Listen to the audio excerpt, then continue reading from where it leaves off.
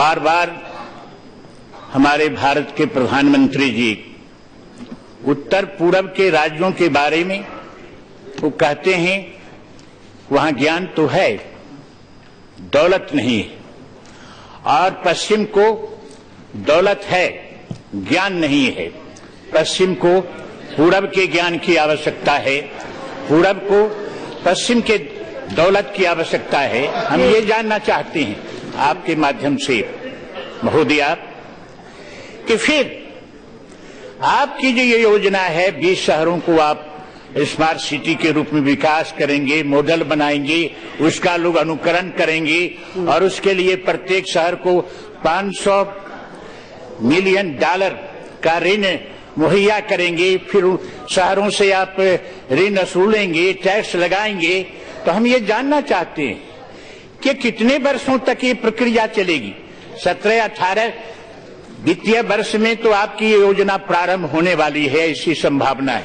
हम ये जानना चाहते हैं कि जब समावेशी विकास योजनाएं आपकी हैं तो फिर पूरब और उत्तर के जो राज्य पिछड़े हुए हैं उन राज्यों को विकासशील करने के लिए, विकसित करने के लिए उस तरफ कदम नहीं उठाने के बदले जो विकसित हैं और उनको विकसित करने के लिए जो टीला खड़ा कर रहे हैं, हिमालय पहाड़ खड़ा कर रहे हैं, इसकी क्या आवश्यकता है?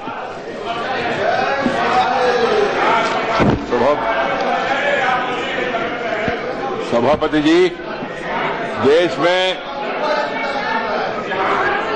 प्लीज बिहार का दुस्थिति के बारे में उन्होंने जिक्र किया, आप लोग थोड़ा उसके बारे में सोचना चाहिए। सभापति जी, देश में सभी इलाके में ज्ञान है, उत्तर में है, दक्षिण में है, पश्चिम में है, पूर्व में है और पूर्वोत्तर में ज्यादा भी है। किसी के मन में कोई शंका नहीं होना चाहिए। अलग भाषा, अलग वेश, फिर भी अपना एक देश, विविधता में एकता भारत का विशेषता, नंबर 1। नंबर 2, ऐसा प्रधानमंत्री ने कभी कोई इलाके के बारे में विशेष रूप में उन्होंने ऐसा जिक्र किया नहीं, मैं स्पष्ट करना चाहता हूं। सेकेंडली, ये स्मार्ट सिटीज केवल अमीर इलाका नहीं तो डेवलप्ड इलाके के लिए नहीं है। जो स्मार्ट सिटीज हमने 100 स्टेट्स के द्वारा वहां से प्रस्ताव आने के बाद सेलेक्ट किया, वो सब इलाके में है। वो उत्तर में है, दक्षिण में है, पूर्वोत्तर में भी है और पश्चिम में भी है। और उत्तर में जो पिछड़ा इलाका है उस इलाका से भी शहरों को चयन किया है। वो चयन करने के बाद पहले साल प्राथमिकता में क्या लेना, प्राथमिकता जैसे समय जो इंफ्रास्ट्रक्चर डेवलपमेंट के लिए स्टेट्स के द्वारा उस शहरों ने जो प्रपोजल भेजा, वो प्रपोजल्स को अध्ययन करने के बाद फर्स्ट ईयर में 20 सिटीज को चयन किया। और मैंने देखा उसमें कुछ इलाका छूट गया, तो इसलिए मैंने आपस में चर्चा करने के बाद 23 स्टेट्स जहां ये फर्स्ट राउंड में नहीं आ चुका उनके लिए और एक मौका दिया। वो मौका के अंतर्गत वो लोग भी कंपटीशन में आए और उन्होंने उसमें करेक्टिव स्टेप्स लेने के बाद नया प्रपोजल्स भी केंद्र के पास भेजा है और केंद्र उन विषयों के बारे में भी कुछ दिनों में निर्णय करने वाले हैं। और सभी कौशलेंद्र प्लीज कौशलेंद्र जी, ये कुछ ये पूरा सभी स्टेट्स में, हर एक स्टेट में स्मार्ट सिटी होगा, इसमें किसी का मन में कोई शंका होने की जरूरत नहीं।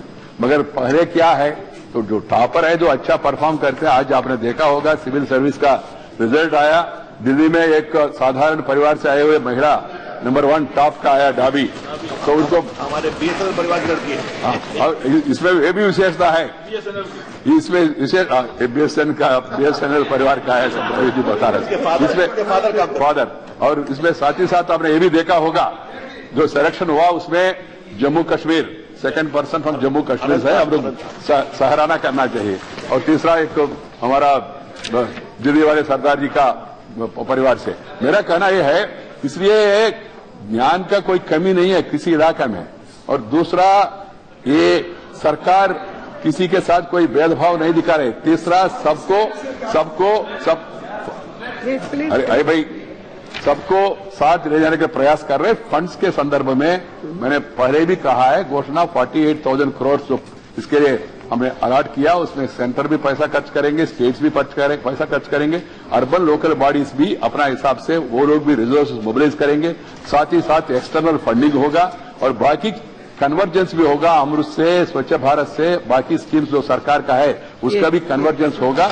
एक समीकृत माने एक इंटीग्रेटेड डेवलपमेंट के लिए कुछ एग्जाम्पल्स के रूप में इन स्मार्ट सिटीज को देश के सामने, देश का जनता के सामने हम रखना चाहते हैं, इसलिए ये प्रयास चल रहे हैं। और मेरा ख्याल से हर एक स्टेट से लोग मांग आया, कुछ स्टेट से मांग आया, उनको थोड़ा ज्यादा भी दीजिए, और जो स्टेट सो कॉल्ड बैकवर्ड हम लोग कहते हैं वहां से भी मांग आ रहा है, कुछ एडिशनल सिटीज भी इसमें जोड़ दीजिए।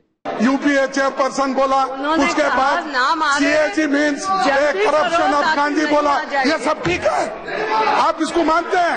एलिगेशन उन्होंने बोला, एलिगेशन नहीं लगाया।